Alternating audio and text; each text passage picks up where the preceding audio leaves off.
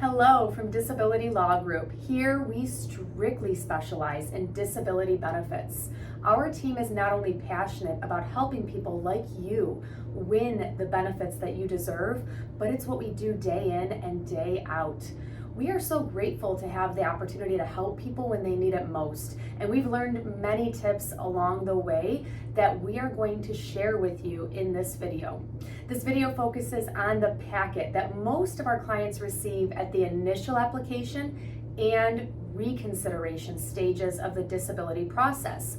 So whether your application was just filed or if the claim was denied and a request for reconsideration has been filed, you are likely to receive a function report. So what is this function report? Let's dive in. The function report is 10 pages long, requiring you to fill information within 8 of those pages. It sounds and looks much more overwhelming and intimidating than it really is. We are going to get through this together and walk you through exactly what you need to know in this video. Page 1 and 2 are general information from Social Security and a privacy statement. Page 3 is where you begin to fill in information, starting with your name, Social Security number, phone number, and your living situation for Section A. On the bottom of page 3, Section B, you are asked to describe how your illnesses, injuries, or conditions limit your ability to work.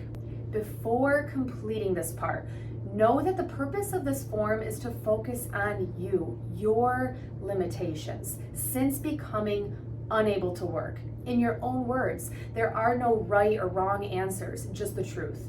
Being honest is the most important part. Everyone has a different story to tell, so focus on what your conditions are and how those conditions limit or keep you from working. If you have one or more physical health conditions, some examples of what you could write about here include: I am not able to sit, stand, or walk for long periods of time because of my pain. I cannot lift or carry over 5 pounds or even 10 pounds because of my pain. I feel tired or weak because my pain keeps me up at night, or because my medication makes me feel tired or drowsy and I need to take rest breaks or naps during the day. I cannot hold onto my phone or even type into a computer because of my pain, numbness, tingling, or cramping that I experience. These are just a few examples. For mental or cognitive conditions, some examples of what you might want to write about here include: I cannot focus or concentrate for even 30 minutes at one time because of my condition. Or I cannot complete even simple tasks during the day because my mind is racing. I have days where I cannot leave my home because I feel anxious and or depressed. I do not like to be around other people, or I do not get along well with others. I don't handle stress or changes in the routine well, needing to take naps during the day because feeling tired or fatigued, or not sleeping well at night. These are all just a couple of examples that you can write about here.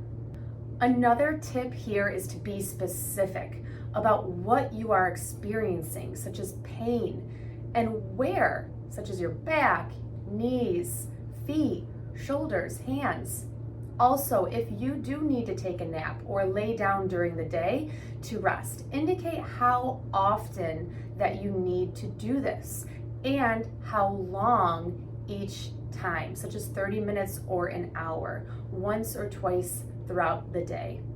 For the next part, Section C, you will begin by indicating what you do from the time that you wake up until you go to bed. A common mistake that we see here is cramming everything that you do in a week or even a month into this part.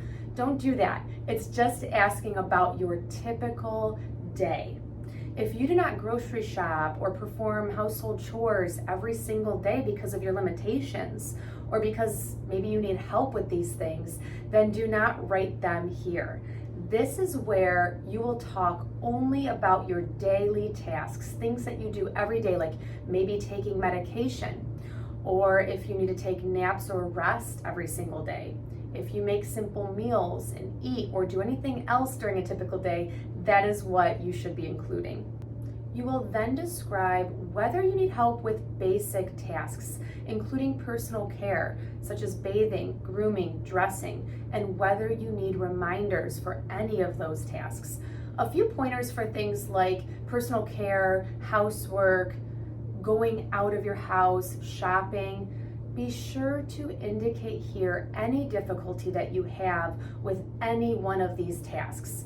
If you don't do them that well, or if you require help or reminders for any of those things. For hobbies, interests, and social activities, remember, this is about now. Since you became disabled or unable to work, it is not about the time before that. This is not the time to overstate what you actually do, or make it seem like you are more capable than you truly are. For section D, be sure to mark every item listed that applies. The question here is not whether you are unable to do these things like sitting and standing and walking, but whether your conditions cause any sort of limitation with these activities. So be sure to check every box here where you experience some degree of impact or difficulty due to your conditions. If your pain or depression, for example, limits your ability to concentrate or complete tasks, then you would check those boxes too. The last page asks about your medications and if you experience any side effects from those medications, such as fatigue or feeling tired, which is probably the one that we see most commonly. Or if you experience insomnia, nausea, constipation or diarrhea, headaches or dizziness from your medication. Be sure to list all that apply in your case from your medications. Now you've made it to the last page, and section E is for any additional remarks. You do not have to write anything within this section, but if you ran out of room when responding to questions earlier, or you just want to indicate a bit more about anything else that you didn't get an opportunity to, such as the help that you need, any additional limitations that might apply, this is your opportunity to write about that here. Make sure that you print your name, or if someone else helped you completing this form, that you're including their name. Date the form and return it ASAP, because the sooner the form is received, the sooner your case can be processed. Here at Disability Law Group, we like to keep copies of everything. Our clients will take a picture and text or email over copies of each page of the form so that we may keep them for our records and so that we can ensure that nothing gets missed while we follow up on our clients' cases. We hope that you found this information helpful. There's a lot of bad information and misconceptions out there, but we are here to help make this process easy and one less thing for you to worry about. We take great pride in helping our clients through every step of the way and win the benefits that they deserve. At Disability Law Group, every client matters.